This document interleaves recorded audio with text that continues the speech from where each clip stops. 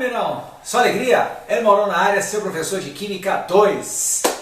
Descansaram bem? Estão tranquilos? Refeitos? Pois é, queridos. Vamos então para a nossa apostila 2A. Terceiro bimestre. É isso aí. Então, agora, nesse segundo semestre, vamos trabalhar o que nós chamamos de funções inorgânicas, que são as classes de compostos inorgânicos. Uma parte importante demais. Você precisa, nesse primeiro ano, pegar bem nomenclatura de ácidos, de bases, sais, de óxidos, as classificações, porque isso vai ser fundamental no segundo ano. Tá certo? Tem muita coisa no segundo ano que vai depender de um bom entendimento desses assuntos que a gente vai estar trabalhando agora no segundo semestre. Beleza? Nós estamos no capítulo 14, apostila 2A, capítulo 14, frente B, ou Química 2, como queiram. E nós vamos estar trabalhando a teoria de arrênios. Esse é o título do capítulo. Tá? Eu chamo de eletrólitos. Tá? Eletrólitos. Muito bem. Tá? Existem substâncias, queridos, que a gente dissolve na água e essa mistura passa a conduzir eletricidade. Dá um exemplo, Mauro. Água do mar. Porque quando você vai, na época das férias, visitar uma cidade praiana, você vê avisos em outdoors, em placas, dizendo, olha, caso comece a fechar o tempo, ameaçando chover, se manda do mar, sai da água. Por quê? Porque a água tem sal dissolvido. E a gente vai aprender hoje que quando eu dissolvo um sal na água, eu vou liberar íons. Portanto, essa minha mistura passa a ser condutora de eletricidade. Nós chamamos isso de solução eletrolítica. Então, isso traz a ideia de eletrólito. Eletrólito é toda substância que, na presença de água, produz ou libera íons. São substâncias que, na presença de água, liberam ou produzem ou liberam íons. O que são íons, Mauro? São espécies químicas, tá? De um átomo apenas, ou de mais de um átomo, com cargas elétricas, positivas ou negativas. Tá certo? Íon positivo é chamado de cátion, íon negativo é chamado de ânion. Beleza? Vimos isso no primeiro semestre. Então, quando esses íons estão soltos na água, essa mistura passa a conduzir eletricidade. Então, a água do mar é condutora elétrica, a água que tem na bateria do carro tem ácido sulfúrico. Você vai aprender hoje que ácidos na presença de água produzem íons, tá certo? Então, existem substâncias que na presença de água produzem íons. E existem substâncias que se dissolvem na água e não produzem íons. Então, essa mistura é não eletrolítica. Portanto, são misturas que não conduzem eletricidade. Então, a gente usa muito isso no cotidiano.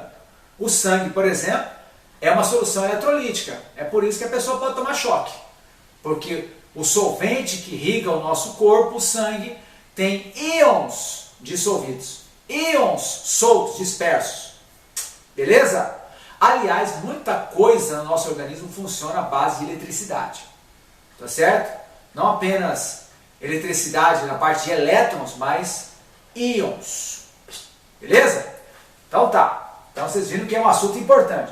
Nós temos basicamente dois conceitos que não são sinônimos. Tem muita gente que acha que são sinônimos. Não são sinônimos. Dissociação iônica e ionização. E aqui está um resuminho bem legalzinho para você guardar bem as principais características. Dissociação iônica.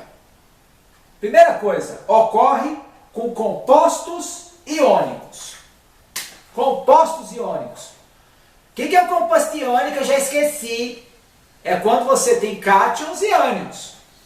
Geralmente você tem metal com ametal. Os metais tendem a se transformar em cátions e os ametais tendem a se transformar em ânions. Então, composto iônico. Os compostos iônicos têm uma característica, eu trabalhei isso com vocês. São sólidos a 25 graus Celsius e 1 atm de pressão. Só que a grande maioria dos compostos iônicos se solubilizam, se dissolvem muito bem em água. Você joga em água e se dissolve. E aí o que acontece? Como eles são compostos iônicos, já existem cátions, já existem ânions. Um composto iônico é formado a partir da aproximação, da ligação, da junção de um cátion com um ânion. Então, quando eu jogo o composto iônico na água, a gente vê ele se dissolvendo em água. Agora, essa solubilização na água, o ato de dissolver o composto em água, implica no quê? Implica na separação de cátions dos ânions. Tudo bem? Separação quer dizer dissociação. Então, dissociação iônica é a separação de íons. Então, nós temos a separação de íons pré-existentes. Os íons já existem. Só que no estado sólido, eles estavam o quê? Agarrados uns aos outros. Então, quando eu jogo na água, a água simplesmente faz o quê? Separa os íons que já existem. Isso é um fenômeno físico. Porque eu não produzo coisas novas. Ok? Os íons já existiam, só que eles estavam ligados. Com a água, eles se separam. Por isso que é chamado de dissociação iônica. Um grande exemplo de substâncias que sofrem dissociação iônica são os sais. E quando a gente fala em sal, a gente fala no glorioso cloreto de sódio, popularmente chamado de sal de cozinha. Então nós temos aqui o cloreto de sódio. O sódio é um metal, portanto, se apresenta na forma de cátion, e o cloro é um ametal, se apresenta na forma de ânion. O Na+ está ligado, colado ao Cl-. Isso lá no retículo cristalino, no sólido. Ó, Szinho de sólido.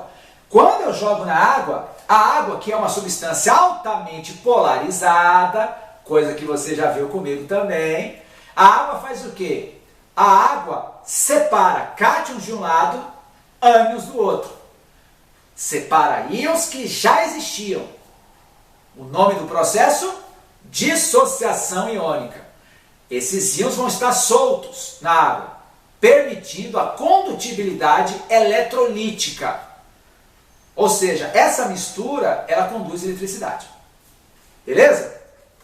Bom, ionização. Ionização não é sinônimo de dissociação iônica. A dissociação iônica ocorre com compostos iônicos. A ionização ocorre com compostos moleculares. Aí o que é isso? Composto molecular é quando a ligação é covalente. Aí quanto que a ligação é covalente? Quando não tem metal. Você já esqueceu do com, sem, só? Já esqueceu? 2 semaninhas de recesso, já esqueceu os macetes da lenda? Brincadeira vocês, hein?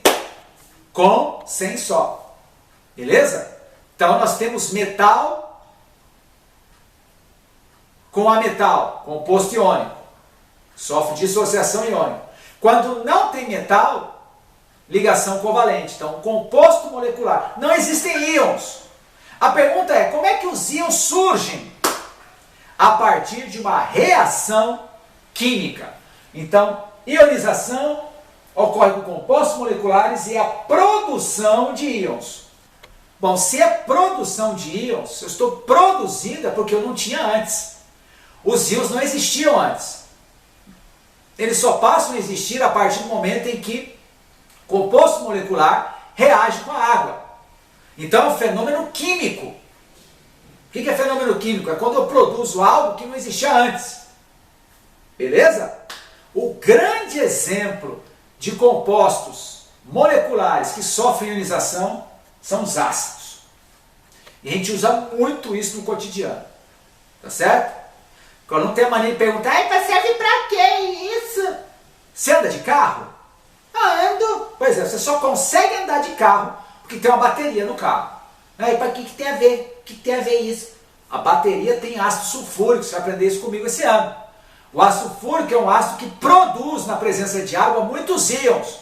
E são esses íons que na hora que você trisca a chave no contato ou aperta o botãozinho para ligar o carro liga.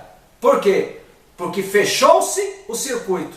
Houve condução de eletricidade. Por quê? Porque íons foram gerados a partir da reação do ácido com a água. Aqui eu coloquei um ácido mais simplesinho, que é o ácido clorídrico, HCl. Reage com a água, é uma reação com a água, e aí nós temos a produção de íons. Íons que não existiam antes, que só passaram a existir com a reação química. Tá certo? Nós vamos falar mais sobre ácidos. Vai ter um capítulo só sobre ácido, que é o próximo capítulo. E aí nós vamos detalhar bem isso aí. Mas é fundamental que você já guarde isso. Vou dar spoiler, hein? Ácidos são compostos moleculares, não tem íons, que na presença de água sofrem uma reação química chamada ionização, e aí sim nós produzimos íons. E esses íons soltos vão conduzir eletricidade. Beleza, queridos? Bom, é um capítulo curto, capítulo 14. Vamos partir para os exercícios. Acabou as férias, acabou o recesso. Partiu estudo. Ok, queridos? Forte abraço, tamo junto e hasta luego.